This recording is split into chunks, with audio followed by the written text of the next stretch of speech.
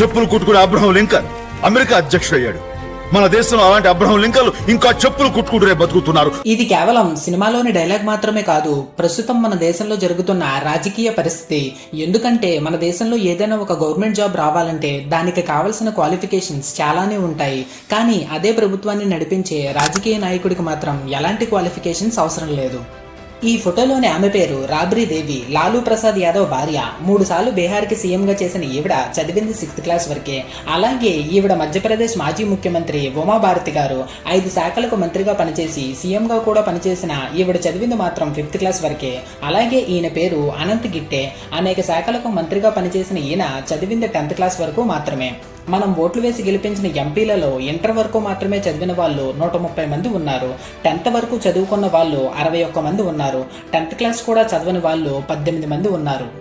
అంతెందుకు, మన దేశంలో 65% జనాభా 35 సంవత్సరాల లోపు ఉన్న వాళ్ళు మాత్రమే. కానీ మనం ఎన్నుకునే పొలిటీషియన్స్ లో 64% మంది 50 సంవత్సరాలు దాటిన వాళ్లే. మనం ఎన్నుకున్న 543 మంది ఎంపీలలో 60 సంవత్సరాలు పైబడిన వాళ్ళు 226 మంది ఉన్నారు.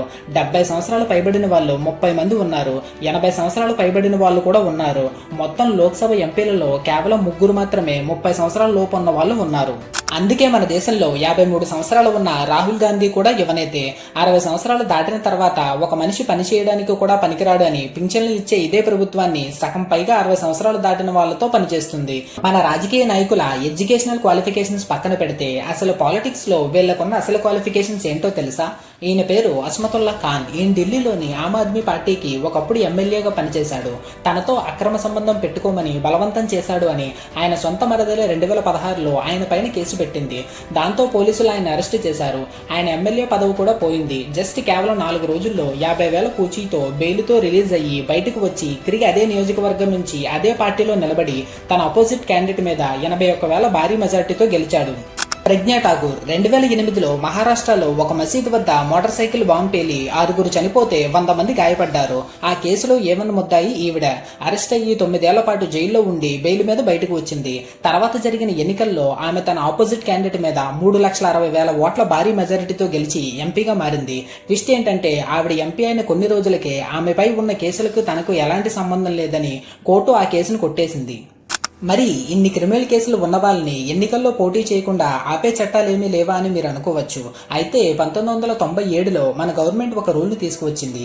ఎవరైనా ఒక పొలిటీషియన్ నేరం చేసినట్టు రుజువు అయ్యి కోర్టు అతనికి 2 లేదా అంతకంటే ఎక్కువ సంవత్సరాల పాటు శిక్ష వేస్తే అతను ఆ శిక్ష పూర్తయిన తర్వాత 6 సంవత్సరాల పాటు ఎన్నికల్లో పోటీ చేయడానికి వీల్లేదు. కానీ ఇక్కడ ఒక లూప్ హోల్ ఉంది. అది ఏంటి అంటే కోర్టు అతన్ని దోషిగా నిర్ధారించిన తర్వాత 3 నెలల లోపు అతను హైకోర్టులో అపీల్ చేసుకోవచ్చు. అలా అపీల్ చేసుకుని ఎన్నికల్లో పోటీ చేయవచ్చు. ఈ ఒక్క లూప్ హోల్ ని ఇప్పుడు ఉన్న నాయకులంతా యూజ్ చేస్తున్నారు.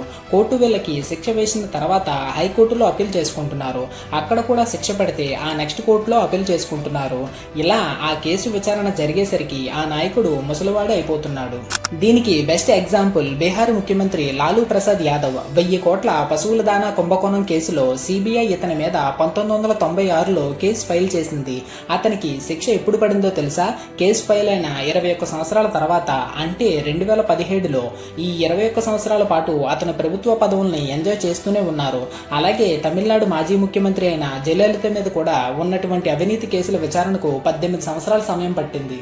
ఇలా ఎంతో మంది పొలిటీషియన్ల మీద ఉన్న కేసులు ఇంకా పెండింగ్ లోనే ఉన్నాయి. అందుకే రాజకీయ నాయకులపైన ఉన్నటువంటి కేసులు అన్ని సంవత్సరంలోపే విచారణ జరగాలని మన సుప్రీంకోర్టు 2011లో, 2014లో, 2018లో, 2020లో, 2021లో ఆర్డర్స్ ని ఇష్యూ చేసింది.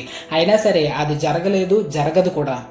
అలాగే మన పొలిటికల్ సిస్టంలో ఉన్నటువంటి మరొక బిగ్గెస్ట్ ప్రాబ్లం ఏంటి అంటే ఫ్రీ వరాలు. ఎన్నికలు వస్తున్నాయి అంటే చాలు రుణమాఫీ, ఉచిత విద్య, ఉచిత విద్యుత్, నిరుద్యోగ భృతి, పెన్షన్లు, డబుల్ బెడ్రూమ్ ఇల్లు, ఇవి తప్ప మరొక మాటే వినపడదు.